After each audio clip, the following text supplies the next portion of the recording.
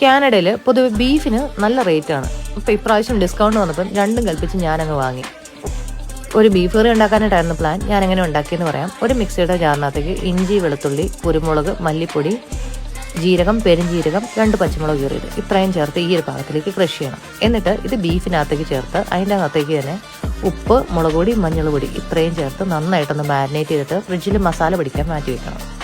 എന്നിട്ട് കുറച്ച് കഴിഞ്ഞ് ഒരു കുക്കറിനകത്തേക്ക് വെളിച്ചെണ്ണ ഒഴിച്ച് അതിനകത്തേക്ക് വലുതായിട്ട് അരിഞ്ഞ സവാള, കറിവേപ്പില ഇത്രയും ചേർത്ത് നന്നായിട്ടൊന്ന് വഴറ്റുക. എന്നിട്ട് അതിനകത്തേക്ക് തന്നെ ഒരു മീഡിയം സൈസിൽ അരിഞ്ഞ തക്കാളിയും കൂടി ചേർക്കണം. ഇതും ചേർത്ത് നന്നായിട്ടൊന്ന് വഴറ്റിക്കഴിഞ്ഞ് പിന്നെ നമ്മൾ അതിനകത്തേക്ക് ചേർക്കേണ്ടത് നേരത്തെ മാറ്റി വെച്ചിരുന്ന ബീഫാണ്. ഇതും ചേർത്ത് നന്നായിട്ടൊന്ന് ഇളക്കിയെടുക്കണം. എന്നിട്ട് നമ്മൾ ചെയ്യേണ്ടത് അതിനകത്തേക്ക് ഒരു 1/2 കപ്പ് വെള്ളം ചേർക്കുക എന്നുള്ളതാണ്.